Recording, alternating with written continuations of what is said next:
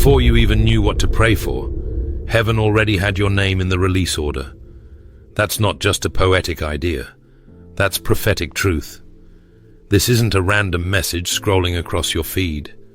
This is a divine interruption, a sacred moment, because someone watching right now needs to hear this. You didn't miss it. You're not late. Heaven has been waiting on your readiness, not your perfection. Let me speak this with holy boldness. God is releasing your reward now. This moment isn't just about blessings. It's about divine appointment. What you've walked through, what you've cried through, what you've prayed through, none of it has been wasted. And the release that's coming isn't delayed favor, it's right on time destiny. Jeremiah 1 verse 5 declares, "Before I formed you in the womb, I knew you. Before you were born, I set you apart." That means your name was spoken in heaven long before it was ever written on a birth certificate. Your assignment didn't start with your struggle. It started with God's plan. And now He's aligning things in your life, not based on your effort, but your obedience. I want to tell you something that may shift everything for you today. You're about to win, not because you earned it, but because you endured. Because you stayed faithful when it was hard. Because you trusted God in silence. Because you didn't give up even when it felt like nothing was moving. Your pain wasn't punishment, it was preparation. That may feel hard to believe when you're sitting in the middle of unanswered prayers and silent nights. But I want to speak directly to the places in you that have been carrying quiet grief, invisible effort, and the weight of waiting. Heaven has seen every moment, every tear, every whisper, every breathless prayer. You may have felt unseen by people, but you have never been unseen by God. Psalm 56 verse 8 says, "You keep track of all my sorrows. You have collected all my tears in your bottle. You have recorded each one in your book." That means the tears you cried alone in your car, the moments you held it together when you were falling apart, the nights you whispered, "God, do you even see me?" Those weren't wasted. They were witnessed. Friend, I want to reassure you, delay is not denial when God is the one orchestrating your breakthrough. Heaven does not operate on earthly clocks. And what looked like a season of silence was actually a season of holy construction. God wasn't ignoring you. He was refining you. He was building strength in the unseen places. He was drawing out the impurities of fear and pride and replacing them with faith and perseverance. You were not being punished, you were being prepared. Romans 8 verse 28 reminds us, "And we know that in all things God works for the good of those who love Him, who have been called according to His purpose." That all things includes the heartbreak, the confusion, the detours, and yes, even the delays. God doesn't just restore your time, He redeems it. And when He releases your reward, it won't be small or symbolic. It will be exactly what He has promised in due season. I know it's tempting to question the timing.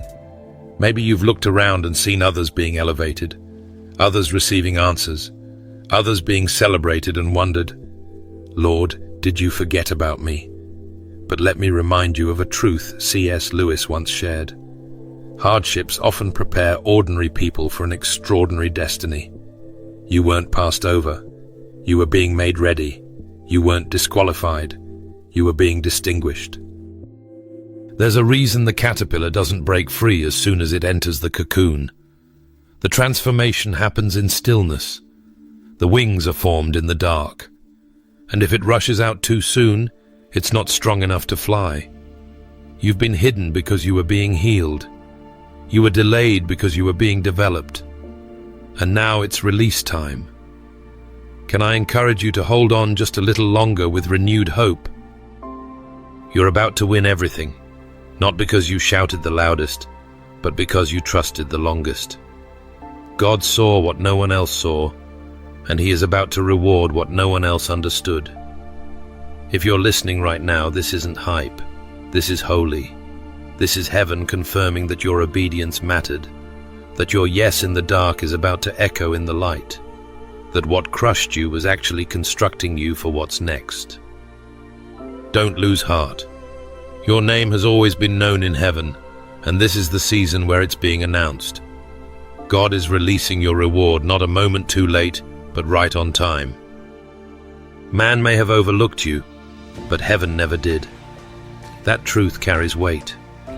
Some of you have walked through seasons where you showed up with faithfulness and fire, and yet not one person clapped.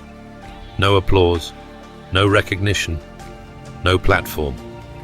You served when no one saw. You gave when it cost you everything. You prayed with tears and fasted in private, and still it felt like the world went silent. But hear this in your spirit today. Heaven has been watching what earth ignored. While others may have dismissed you, God wrote it down. Your consistency, your integrity, your obedience. When it was hard, it never went unnoticed in the courts of heaven. 1 Peter 5 verse 6 declares, "Humble yourselves therefore under God's mighty hand, that he may lift you up in due time." That due time doesn't come by popularity or people's approval. It comes from God's hand alone. You were never meant to be defined by numbers, likes, followers, or applause. You were always meant to be defined by the one who called you before the foundations of the earth. We live in a world that glorifies visibility, but God treasures humility. In Luke 14 verse 11, Jesus reminds us, "For all those who exalt themselves will be humbled, and those who humble themselves will be exalted." Let that settle deep in your soul. Your quiet faith, your silent endurance, your unseen obedience, they are being announced in heaven. And when God speaks over you, there is no man, no critic, no enemy that can reverse his word. Some of you have spent years wondering if you missed it, wondering if your name would ever be called. But this is your confirmation. Heaven didn't need man's permission to elevate you. You're about to step into rooms you didn't network for, receive blessings you didn't campaign for, be handed doors you didn't even knock on, because God is the one doing the announcing. And when he announces you, it won't be empty promotion, it will be purpose in motion. It will be rooted, unshakable, and dripping in divine timing. You don't have to shout your name to be noticed. You only need to stay faithful, stay planted, and let God do what only he can. C.S. Lewis once wrote, "A man's spiritual health is exactly proportional to his love for God, not his following, not his platform, not his popularity, but his love for God.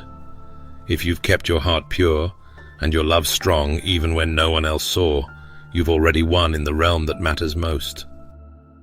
So friend, don't chase announcements, you are the announcement. You are the living testimony that God remembers. You are the evidence that heaven honors what earth has often ignored. In this season, God is not only releasing your reward, he's revealing your identity. You're not forgotten. You're not disqualified. You've been divinely appointed. So lift your head. Heaven is speaking, and it's calling your name with purpose, with clarity, and with power. And as heaven calls, something is shifting. You're stepping into a moment where the pursuit ends and the promise begins. For years, maybe even decades, you've been running after validation, running after breakthrough, chasing dreams that always felt just out of reach. But right now, I want to speak this sacred truth over you. You've crossed a threshold. You're not chasing anymore. What God wrote with your name on it is now chasing you. You see, in the kingdom of God, promotion doesn't come by striving. It comes by alignment. You don't need to audition for what heaven has already assigned. You don't need to manufacture opportunities that God has already ordered. The favor that has your name on it, the door that was carved out just for your calling, is not behind you. It's ahead, and it's moving toward you. Deuteronomy 28 verse 2 declares, "All these blessings will come on you and overtake you if you obey the Lord your God." Did you catch that? The blessing overtakes the obedient. That means the reward isn't something you have to chase. It's something that chases the faithful. It finds the person who kept showing up when no one clapped. It locates the one who kept praying even when nothing seemed to change. It recognizes the one who walked in integrity when compromise was easier. And friend, it's your integrity, not your image, that heaven responds to. The world may be swayed by appearances, but God looks at the heart. Psalm 23 verse 5 says, "You prepare a table before me in the presence of my enemies." That means, even in places of tension, opposition and misunderstanding, God is still setting the table. You don't have to earn a seat. He's preparing one just for you. There's a divine shift happening, a grace-filled reversal of everything the enemy said you'd never receive. You thought you had to work your way into the promise, but God is saying, just stay planted, stay obedient, stay humble. I'll bring it to you. That's the economy of heaven. It's not based on hustle, it's based on holiness. It's not built on self-promotion, it's rooted in submission. To someone listening right now, hear this. You're about to be overtaken by what you once prayed for. The very thing that felt so distant is now coming with divine acceleration. What used to be hard will suddenly flow. What used to delay will now be delivered. C.S. Lewis once said, "Relying on God has to begin all over again every day, as if nothing had yet been done." That's the posture of perseverance, daily faithfulness, without the need for fame. And it's in that place of quiet trust that God releases reward. So lift your eyes, rest your spirit, let go of the chase. Because you're not chasing anymore, the blessing is chasing you. This is divine alignment. This is the reward of the obedient. This is heaven fulfilling its promise. And you, beloved, are right on time. Now, as you stand in this appointed moment, let's talk about what brought you here. It wasn't noise. It wasn't recognition. It was silence, sacred stretching, refining silence. Silence was not weakness, it was your proving ground. There's a holy weight to the kind of silence you've endured. The kind where no one saw the battle you were fighting. The kind where you held your peace when you could have defended yourself. The kind where your tears flowed in the dark, but your spirit still whispered, "God, I trust you." That silence wasn't abandonment. It was preparation. It was the soil where your roots were growing deeper, stronger, steadier, even when nothing was visibly blooming above the surface. Friend, I need you to hear this with all the authority heaven has given me to declare. God saw how you handled being overlooked. He took note of your obedience when no one else noticed. While others were chasing applause, you chose stillness. While others gave in to frustration, you chose faith. You stayed planted, you stayed surrendered, and now God says, it's time. Matthew 6 verse 6 gives us a powerful promise.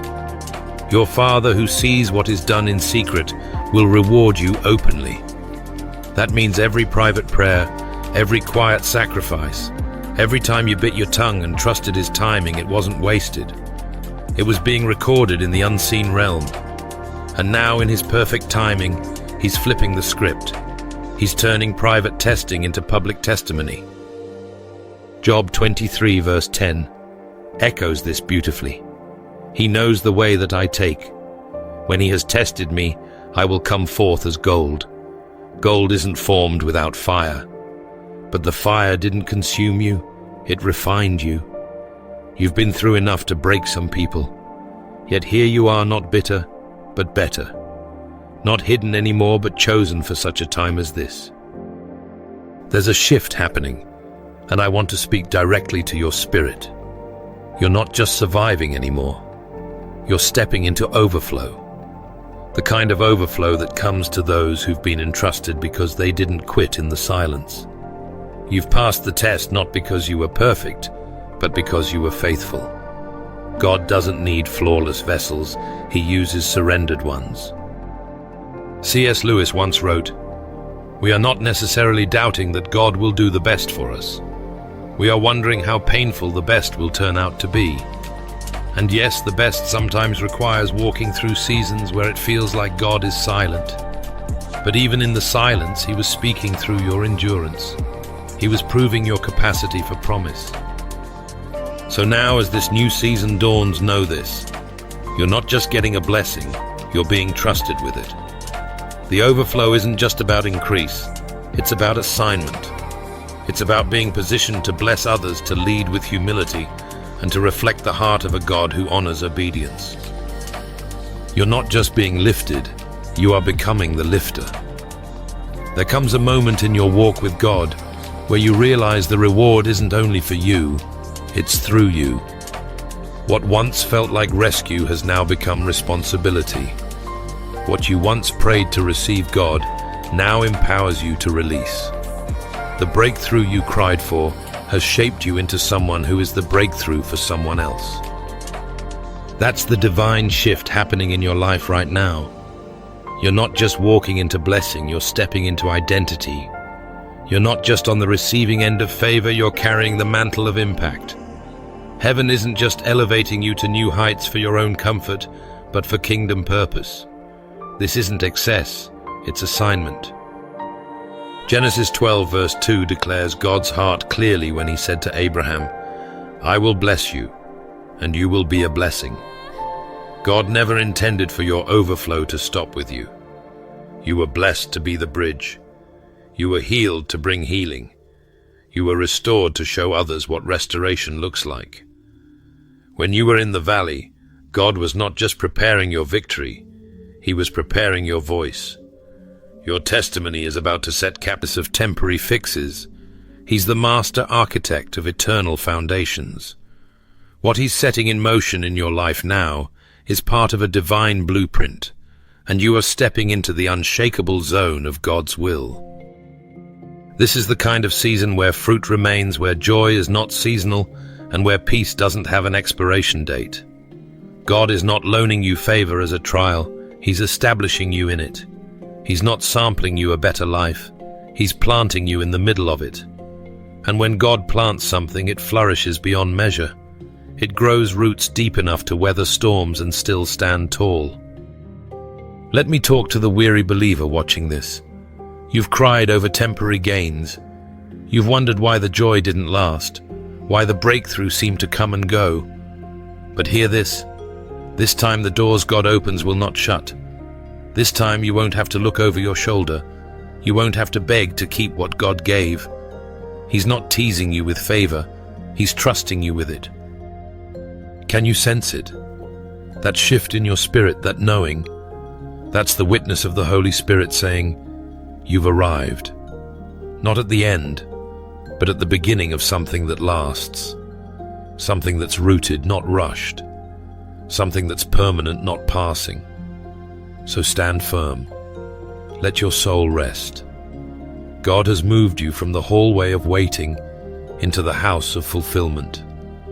The light is on, the door is open, and the table is set, not for a visit, but for a dwelling. Welcome home. This time it stays. And as you take your place at that table, hear this truth rise within you. You're not just a testimony, you are the proof. This is more than a personal breakthrough, it's a divine unveiling. We've endured the silence, obeyed in the stillness, and held on in faith when everything in us wanted to let go. Now your very life becomes the revelation. Not just a story of what God can do, but the undeniable evidence that He has done it. This isn't just your reward. This is your release into divine display. Heaven's spotlight isn't about fame, it's about fulfillment. Your life is now prophecy in motion. People who once doubted if God was even moving in your life will now see what divine timing really looks like. Habakkuk 2 verse 3 reminds us, "Though it linger, wait for it. It will certainly come and will not delay." Delay is not denial. It is refinement, alignment, preparation. And right now you're stepping into the fullness of that divine alignment. For a long time, maybe you felt invisible. Maybe you wondered if you missed your moment, if it passed you by while you were busy holding on to God in private. But let me speak this into your soul. You didn't miss it. Heaven waited for you. Revelation 3 verse 7 tells us, "What he opens, no one can shut, and what he shuts, no one can open." God's timing is not subject to man's schedules, and his promises do not expire. What he's opening in your life now is irreversible. No force of hell, no word of man, no delay in process can undo what heaven has decided.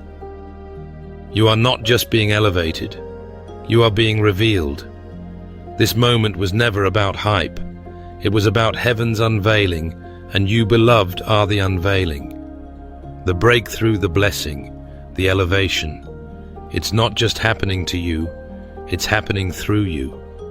Your obedience through the quiet seasons, your trust in the unseen, your whispered prayers. When nothing changed, God has taken all of it and woven it into your destiny, and now your life speaks louder than any sermon. C.S. Lewis once wrote, "It may be hard for an egg to turn into a bird. We must be hatched or go bad. And my friend, you've been in the shell long enough. God has cracked it open not to break you, but to birth you." What felt like confinement was actually incubation.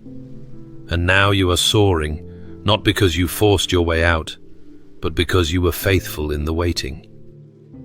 You don't need to knock on doors anymore. Heaven has already unlocked what no man can shut. You don't need to strive for attention. God has placed his hand upon you.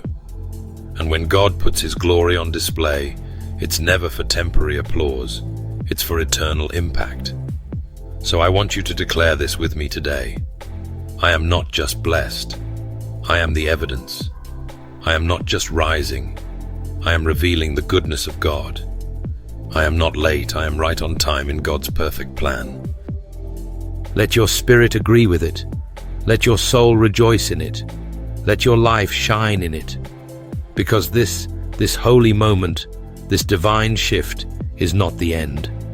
It's the beginning of a chapter written by the hand of God, signed in heaven and sealed with favor. You are the proof that divine timing isn't just real, it's right now. Family, we've walked this prophetic journey together, from pain to preparation, from silence to overflow, from waiting to winning. And now, as we arrive at this sacred threshold, hear me clearly. This is not a comeback. It's a coronation. You're not returning to who you were before the battle. You are stepping into the identity that was forged in the fire and crowned by heaven. This is not about reclaiming a position others didn't give you. It's about stepping into a place that God carved with your name on it before the foundation of the world. No more striving. No more explaining yourself to people who were never meant to understand your assignment. No more waiting for permission from places that never saw you. This is heaven's yes. And when heaven says yes, it doesn't matter who on earth said no. Psalm 126 verse 5 to 6 declares, "Those who sow with tears will reap with songs of joy. Those who go out weeping will return with songs of joy, carrying sheaves with them." Every tear you shed in private has been the seed of your public harvest. Galatians 6 verse 9 strengthens us with this promise. "Let us not grow weary in doing good, for at the proper time we will reap a harvest if we do not give up." And beloved, the proper time is now. You're not just being celebrated, you're being commissioned. Heaven isn't just cheering for you, it's sending you. You carry glory now.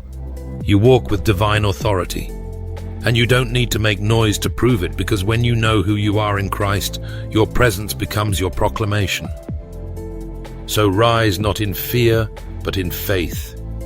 Walk not with uncertainty, but with unshakable knowing. The crown fits. The time is now. The reward is here. And this is your coronation moment. Before we close today's message, I want to invite you right where you are to pause, open your heart, and join me in a fervent moment of prayer. This is a sacred agreement with heaven, a moment to align with God's divine timing and release.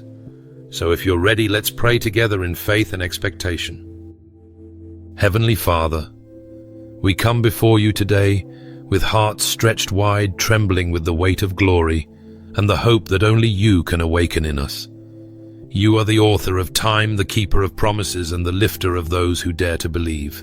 And right now, Father, we believe. We stand at the edge of something holy, not because of our strength, but because of your mercy. Not because of our works, but because of your grace.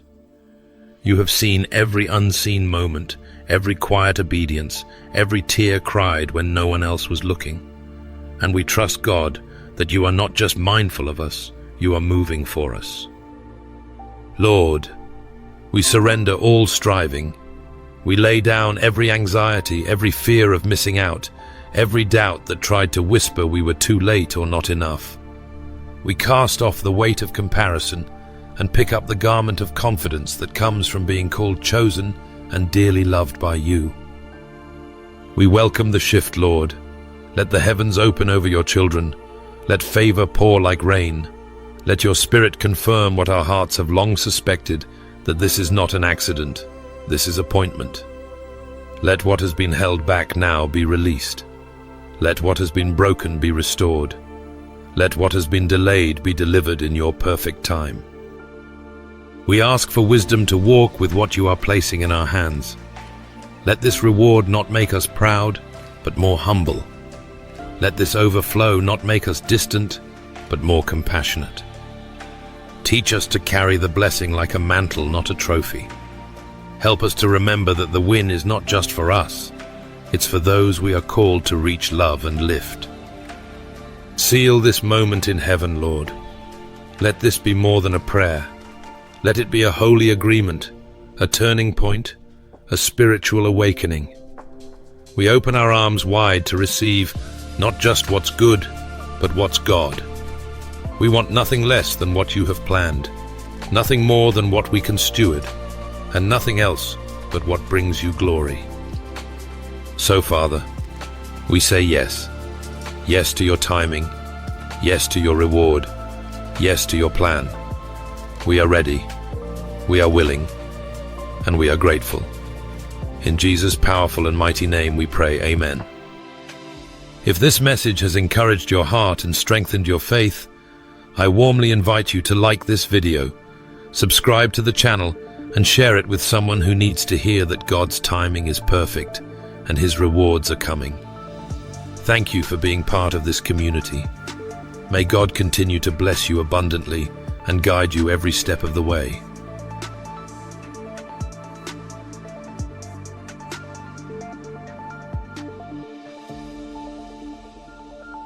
What if the most powerful move you could make is none at all? I know, it sounds counterintuitive.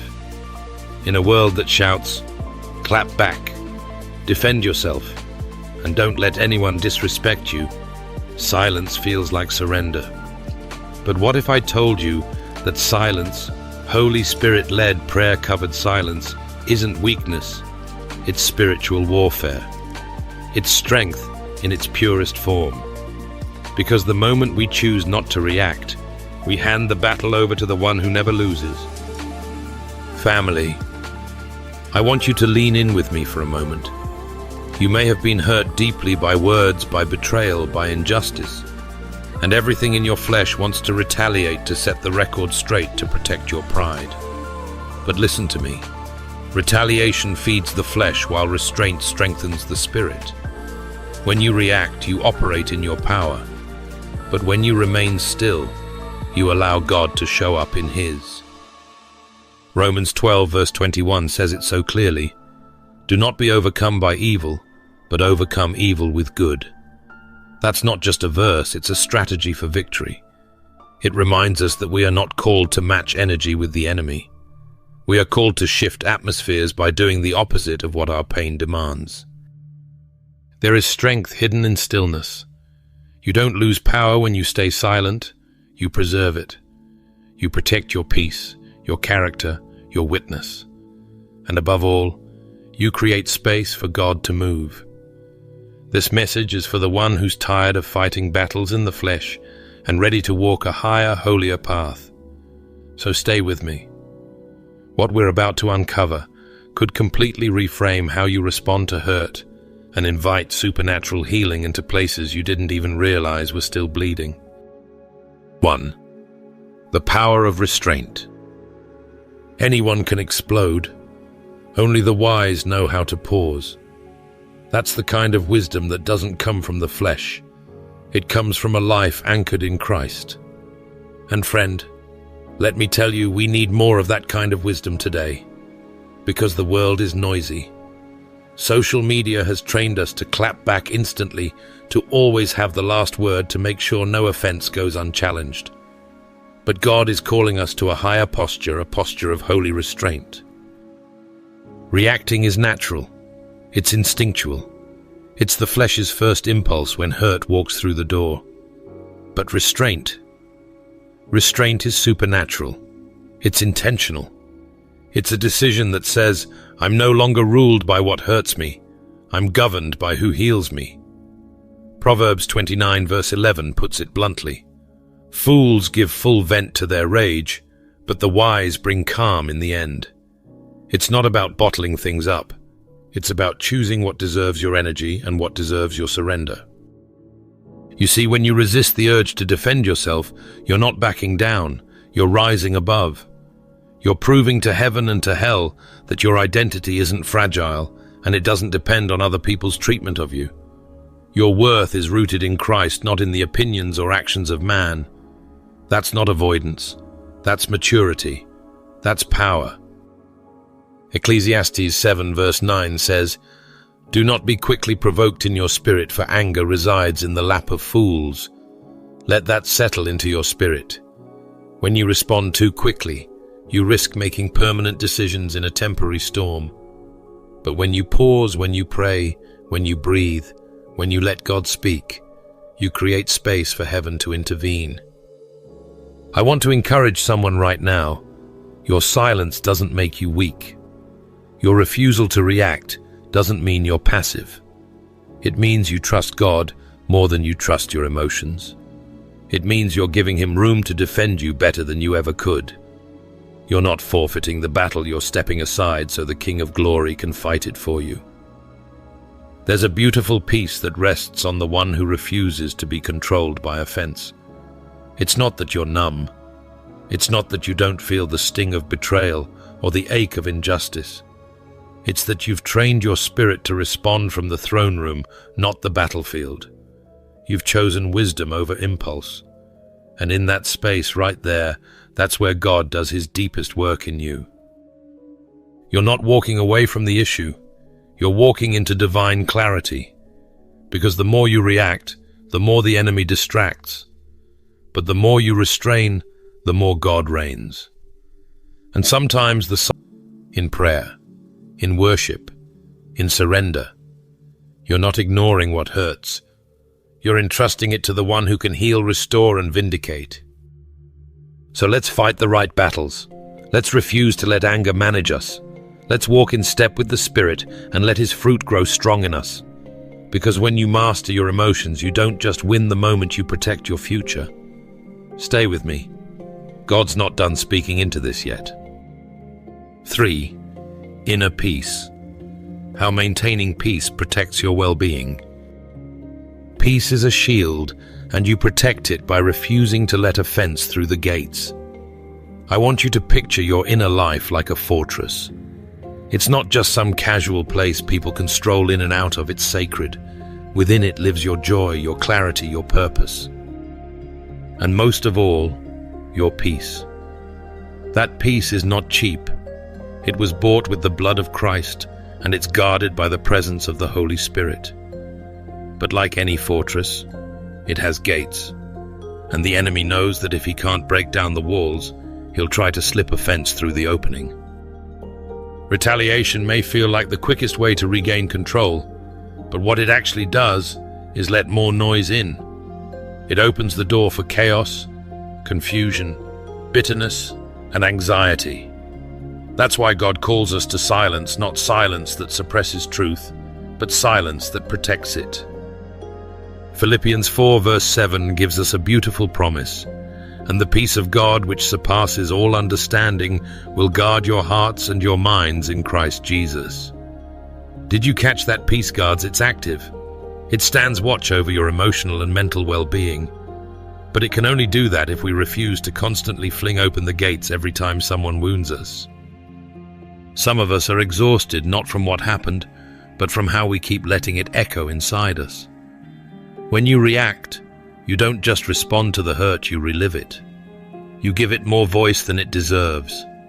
You surrender the temperature of your home, your spirit, your relationships to someone else's brokenness. And that's not God's will for you.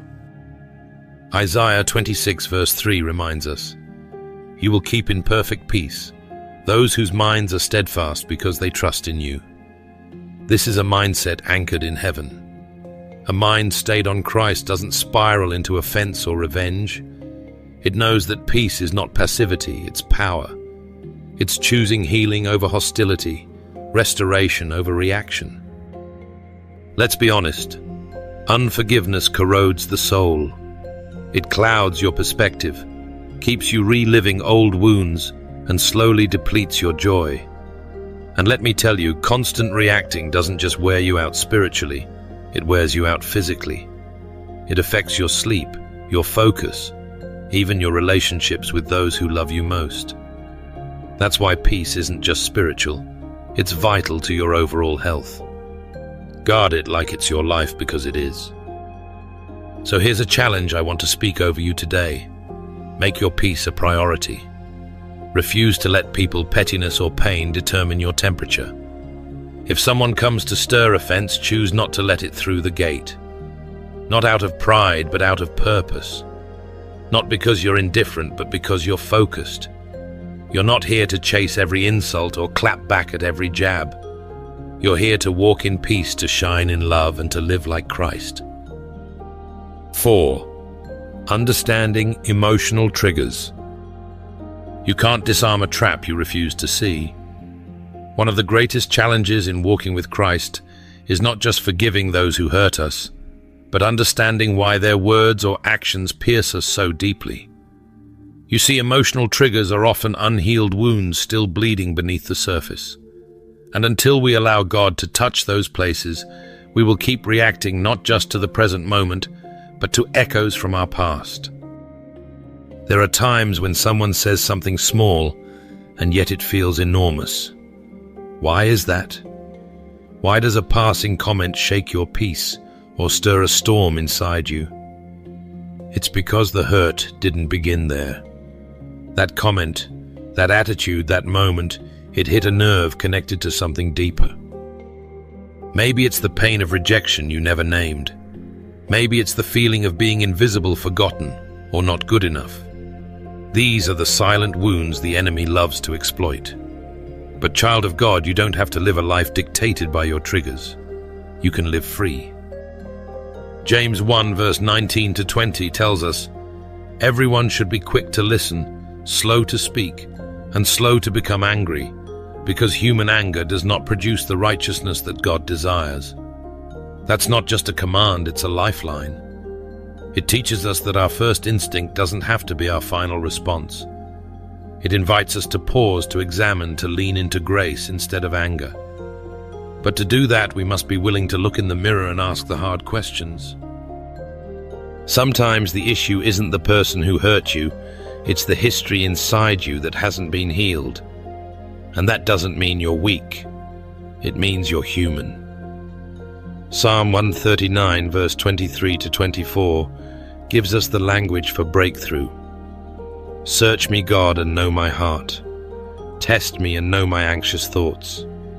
See if there is any offensive way in me, and lead me in the way everlasting." That's not just a prayer, it's a pathway to healing. It's a brave invitation for the Holy Spirit to reveal the roots behind your reactions. Because once you know what stirs you, you can bring it before the one who steadies you. Let me encourage you. This is not about shame. It's about stewardship. When you understand your emotional triggers, you regain territory. The enemy thought he could manipulate. You no longer have to lash out, withdraw, or spiral. You can pause, you can breathe, you can pray instead of pounce. And in that pause, you'll find power. To everyone watching, let me speak this truth over you. God doesn't just want to save your soul. He wants to heal your heart. He wants to untangle the lies that formed through pain, to shine His light on the places that still feel dark, and to give you wisdom to walk in peace even when provoked. You are not at the mercy of your emotions. Through Christ, you are more than a conqueror, even over your own triggers. So the next time something stings, don't rush to defend or explain. Pause and ask, Lord, what is this really touching in me? That one question could unlock years of understanding and begin a new chapter of healing. When you know what hurts you, you can finally choose healing over havoc.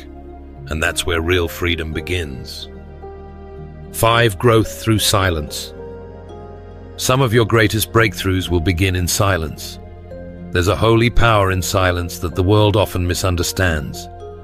In a culture that applauds the loudest voice, the fastest comeback, and the most dramatic reaction, choosing quiet can feel like defeat. But child of God, I want to remind you today, silence is not surrender. It's strategy. It's wisdom clothed in humility. It's the posture of someone who doesn't need to prove their strength because they walk with the one who is strength itself. There have been moments in my life when I stood on the edge of reaction, hurt by a word, offended by a tone, or wounded by betrayal, and everything in me wanted to speak out. I wanted to defend, to justify, to fight back. But in those sacred pauses when I chose not to respond immediately, I discovered something deeper. Silence gave me space to pray, to breathe, to process. And more than once, what I didn't say saved a relationship, preserved my peace, and invited God into the conversation. Proverbs 17 verse 28 reminds us that even fools are thought wise if they keep silent, and discerning if they hold their tongues. That's not just poetic, it's practical. Your silence doesn't make you passive. It positions you for clarity. Because when you stop speaking for a moment, you start listening not just to others, but to the gentle voice of the Holy Spirit who whispers wisdom in the stillness. Silence is a shield. It protects your purpose from being hijacked by offense. What you don't say today might prevent a war tomorrow. It might stop your children from witnessing a moment of uncontrolled anger. It might stop the enemy from using your tongue as a weapon against the very people you're called to love. Lamentations 3 verse 26 says, "It is good to wait quietly for the salvation of the Lord." That waiting, that quiet confidence is where trust is formed. It's where we stop trying to be our own defender and let God be who He says He is, our shield, our fortress, our vindicator. Some of you right now are in a season where someone has hurt you deeply. Maybe it was betrayal, slander, or abandonment. And everything in your soul is crying out for justice. But listen closely, you don't need to speak to be heard in heaven. In silence, heaven listens. And sometimes it's your quiet spirit that stirs divine favor in ways words never could. This is growth. This is spiritual maturity. When we stop reacting and start reflecting, when we silence the noise of emotion so we can hear the guidance of God, we grow. Some healing doesn't come through more talking. It comes when we lay it all before the Lord and trust Him to do what only He can. So if you're watching this today and you're standing at the edge of a reaction, I want to challenge you. Pause. Be still. Ask the Holy Spirit to speak before you do. Let silence carry your pain into the presence of God, where true healing begins. 6. Building emotional intelligence to respond rather than react. You don't have to feel less, just learn to feel smarter. Emotions are not your enemy. They're God-given signals, like spiritual nerve endings that help you navigate life. But without emotional intelligence, those signals can turn into storms, and before you know it, You're reacting instead of responding, lashing out instead of leaning in, breaking things instead of building bridges. Today, I want to speak directly to your heart.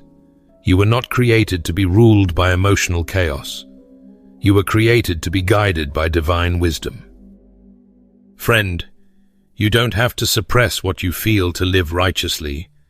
Suppression is not self-control. Emotional intelligence doesn't silence your heart.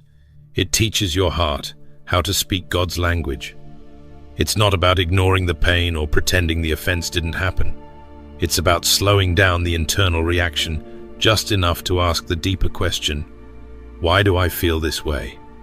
What is this emotion trying to tell me, and how can I honor God in what I choose next? That's the spiritual training ground. When someone hurts you, emotional intelligence gives you the tools to pause and redirect the energy. Instead of letting that anger spill out onto your children, your spouse, or your own soul, you take it to the Lord. That's not weakness. That's maturity. That's identity in Christ. And 2 Timothy 1 verse 7 reminds us that God has not given us a spirit of fear, but of power, love, and a sound mind. A sound mind is what emotional intelligence looks like in action, measured, spirit-led, and wise. Some of you have been living in reaction mode for too long. You're not even sure why certain things trigger you, but they do. Maybe it's rejection, maybe it's betrayal, maybe it's words that echo wounds from childhood. And every time it happens, your body tightens, your tone sharpens, and your peace shatters. But here's the breakthrough. When you know your triggers, you no longer live as a prisoner to them. You become a steward of your emotions, not a slave to them. Proverbs 4 verse 23 says, "Above all else, guard your heart, for everything you do flows from it." That's not just poetic, that's spiritual warfare strategy. Guarding your heart doesn't mean building walls around it. It means filtering what comes in and what goes out through the wisdom of God. And the more you grow in emotional intelligence, the more you'll find that your responses come from a healed place, not a hurting one. You are not called to perfection. You are called to progress. God knows your emotions. He created them. He doesn't shame you for feeling. He empowers you to channel those feelings into purpose. Spirit-led living is not about pretending you're unaffected. It's about inviting the Holy Spirit into your emotional world and saying, "Teach me how to respond with power, love, and a sound mind." 7. Actionable steps. Start practicing non-reaction. Knowing is good, but practicing is powerful. My friend, it's one thing to hear a message that moves your heart. It's another to take that message and turn it into a lifestyle. We've talked about restraint, silence, peace, and emotional intelligence. But now it's time to walk it out. Because spiritual growth doesn't happen through information alone. It happens through application, through obedience, and through consistent, spirit-led practice. When someone hurts you, your first instinct may be to fire back to defend your honor or to make your pain known. That's human. That's natural. But you and I, we're called to the supernatural. And the supernatural begins with a pause. Before you react, pause and pray. That moment of surrender, just a few seconds long, can change everything. You don't need the perfect words. You just need a willing heart that whispers, "Lord, help me glorify you in this." Ask yourself in that moment, will this reaction glorify God, or will it glorify my ego? That question cuts deep. It humbles us, but it also refines us, because not every battle is ours to fight, and not every offense is worth our energy. Matthew 5 verse 9 declares, "Blessed are the peacemakers, for they will be called children of God." Being a peacemaker doesn't mean you avoid truth. It means you bring truth with grace. And that starts inside your own soul. One practical step I encourage you to try is journaling or even voice recording your emotions. Get the storm out privately before you release it publicly.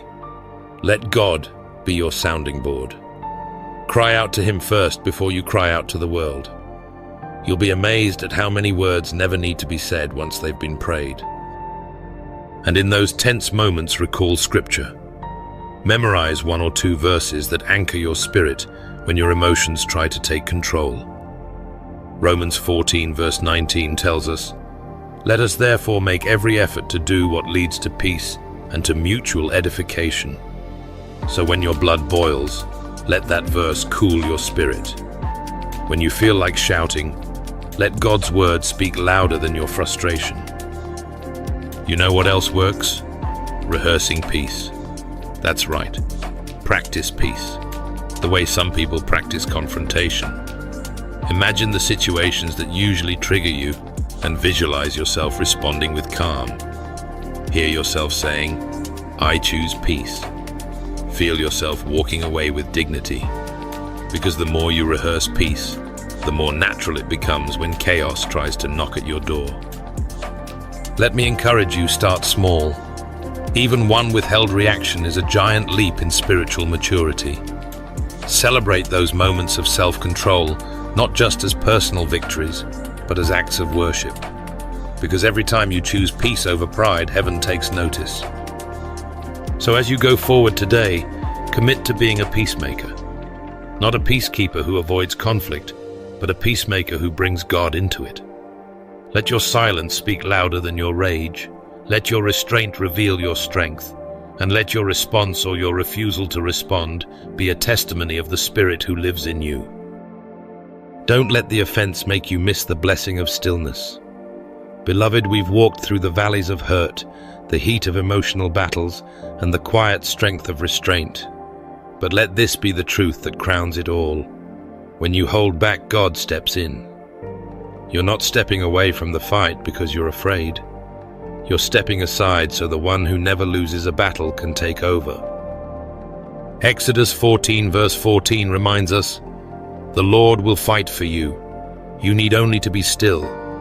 That's not passivity. That's power in its purest form. When someone offends you, you're standing at a crossroad. One road leads to pride, noise, and short-lived satisfaction. The other leads to peace, divine covering, and spiritual promotion. Your silence in the face of offense is not just emotional discipline, it's spiritual obedience. So speak this over your life right now. From today forward, I refuse to be a prisoner of my emotions. I choose peace, I choose wisdom, and I choose the higher road. My silence isn't weakness, it's worship. And the God who sees in secret will reward me in strength. Keep walking that higher road. You're not walking it alone. Before we close this message, I want to invite you into a sacred moment. Right now, wherever you are, take a deep breath and still your heart. Let's step away from distraction, from the noise of offense, and into the presence of the one who heals, restores, and empowers.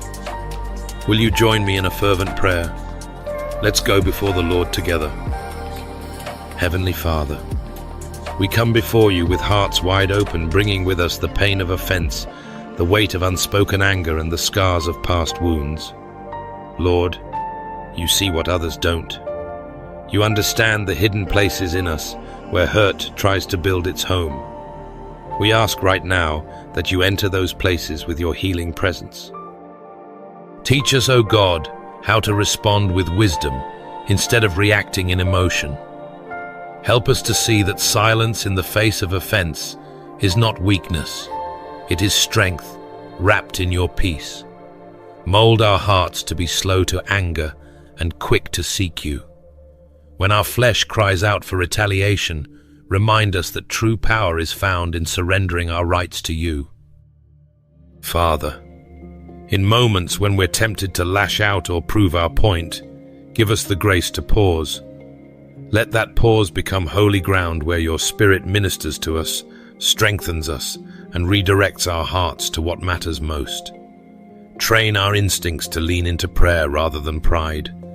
Fill our mouths with grace instead of judgment, and let peace rule where offense once tried to reign. Lord, we lift up those who have hurt us. Even when it's hard, we choose to release them to you. not because we deny the pain, but because we refuse to be chained to it. Free us from bitterness, from grudges, from silent wars we fight in our minds. Purify our thoughts, sanctify our emotions, and lead us into wholeness. Make us peacemakers, Father, not just in the world, but in our own souls. When the enemy comes to stir chaos in our relationships, help us guard our hearts and stand firm in stillness. We don't want to be led by our emotions, we want to be led by your Spirit. Let our lives reflect your character even in conflict. Let our restraint testify to your transforming power. And for every time we've fallen short, for every angry word, every bitter thought, every moment we let the offense win, Lord, we ask for mercy. Wash us clean, lift us up, and shape us into vessels of peace and self-control. We give you our pain, we give you our pride, we give you our reactions, and we take hold of the better portion, your peace, your strength, your way. In Jesus' mighty name we pray. Amen. If this message has touched your heart and encouraged you to choose peace over reaction, I warmly invite you to like this video, subscribe to the channel, and share it with someone who needs to hear that true strength is found in restraint. Thank you for being part of this community. May God continue to guide you in wisdom, fill your heart with peace, and empower you to walk the higher road every day.